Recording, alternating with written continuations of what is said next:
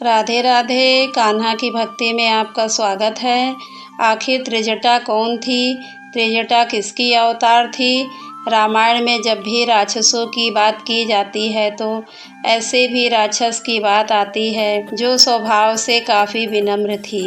उनका शरीर भले ही राक्षस का था, उनकी प्रवृत्ति और व्यवहार बिल्कुल किसी देवता जैसा था। हम बात कर रहे हैं त्रिजटा की, जिसने माता सीता के हृदय में अलग ही छवि बना ली थी। माता सीता, जिसे खुद माता कहते हैं, वह त्रिजटा को माता कहती थी। जब अशोक वाटिका में माता सीता थी तो उस समय उनका ध्यान त्रिजटा रखती थी।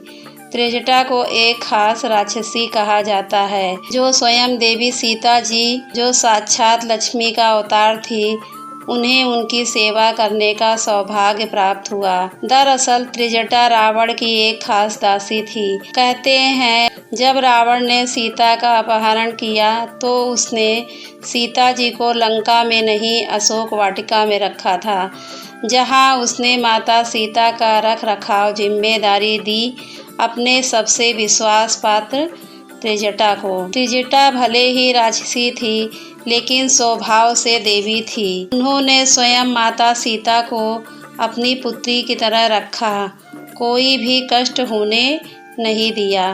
त्रिजटा जो कि एक राक्षसी थी, उनके पूर्व जन्म की एक खास कथा है, हमें सुनने को मिलती है।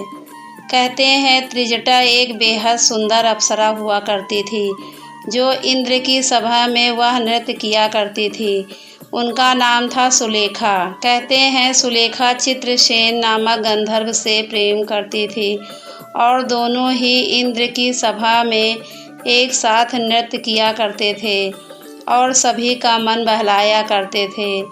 एक दिन सुलेखा नृत्य करते करते आभास हुआ कि वह चित्रसेन से बिछड़ने वाली है। वह रोने लगी। तभी सभा में उपस्थित नारद मुनि उनके पास आए और बोले, सुलेखा, तुम्हें रोने की आवश्यकता नहीं है। भविष्य में जो होगा उससे तुम्हारा ही भला होगा। सुलेखा ने चिंतन मन से पूछा कि हे नारद मुनि, मुनिवर, ऐसा क्या होने वाला है? मेरा मन अशांत होते जा रहा है। तब नारद मुनि ने कहा कि भविष्य की बातें वर्तमान में नहीं की जाती है, इसलिए तुम चिंता मत करो। इस बात पर सुलेखा के मन की चिंता और ज़्यादा बढ़ गई। यह देखकर चित्रसेन इंद्र से इजाज़त मांगकर पृथ्वी लोक पर घूमने के लिए आए। वहाँ का वातावरण देखकर सुलेखा बहुत प्रसन्न हुई। जैसे ही उसने किसी झरने को देखा, वैसे ही उसकी स्नान करने की इच्छा हुई। उसने चित्रसेन से कहा और दोनों साथ झरने में नहाने लगे। दोनों एक दूसरे के ऊपर पानी डालने लगे, ठिठोली करने लगे। वहाँ पास में बैठे दुर्वासा ऋषि तपस्या में लीन थे। बार बार पानी की छींट उनके ऊपर पड़ रहे थे। सुलेखा, चित्रसेन इस बात से अनजान थे। उन्हें आभास नहीं था कि पास में ही ऋषि दुर्वासा बैठे हैं। जब दुर्वासा ऋषि से यह सहन नहीं हुआ तो उन्होंने अपनी आंखें खोली और सुलेखा से बोले कि तुम यहाँ से चली जाओ। तुम्हारी खेल की वजह से मेरे ऊपर पानी की छींट पड़ रही है, जिससे मेरी तपस्या में विघ्न हो रहा है। लेकिन ऋषि की बात ना मानकर सुलेखा उल्टा ऋषि को जवाब दे दिया। यह सुनकर ऋषि दुर्वासा को और ज़्यादा क्रोध आ गया और सुलेखा से कहा, जिस तरह तुमने मुझसे बात किया है वह एक राक्षस की प्रवृत्ति है, इसलिए तुम अगले जन्म में राक्षसी के रूप में जन्म लोगी और राक्षस कुल में पैदा होगी। यह सुनकर सुलेखा रोने लगी और उसे नारद मुनि की बात याद आ गई। वह दुर्वासा ऋषि के पैरों में आ गिरी और ऋषि से क्षमा याचना करने लगी। तब दुर्वासा ऋषि को उसके ऊपर दया आ गई।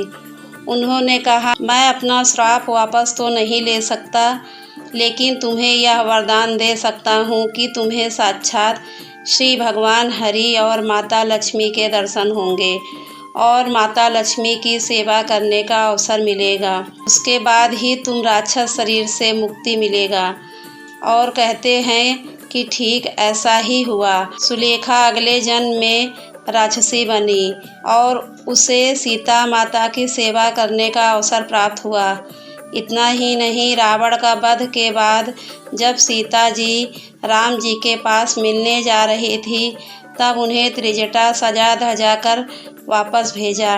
वहीं श्री राम से मिलने के बाद माता सीता ने स्वयं प्रभु श्री राम को त्रिजटा के बारे में सारी बात बताई, जिससे श्री राम बेहद प्रसन्न हुए और उन्होंने त्रिजटा को वरदान भी दिया, जो भी हवन श्राद्ध कार्यों में स्वयं शुद्ध चीज़ें होंगी वह सबसे पहले तुम्हें ही प्राप्त होंगी, फिर वह चाहे कितनी भी विधि विधान से की गई हो।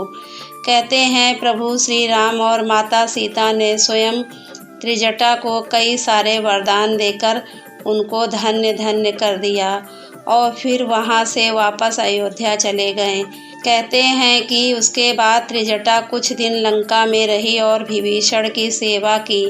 उसके बाद वह काशी जाकर रहने लगी और कुछ दिन के बाद उन्होंने अपने शरीर को त्याग दिया। आज भी काशी में त्रिजटा माता का मंदिर बना हुआ है और इस तरह त्रिजटा का उद्धार हुआ और वह वापस सुलेखा के रूप में इंद्रलोक में जा पहुंची। त्रिजटा के बारे में यदि आपको यह जानकारी अच्छी लगी हो तो इस वीडियो को लाइक करें, हमारे चैनल को सब्सक्राइब करें और ज़्यादा से ज़्यादा शेयर करें। जय श्री राम।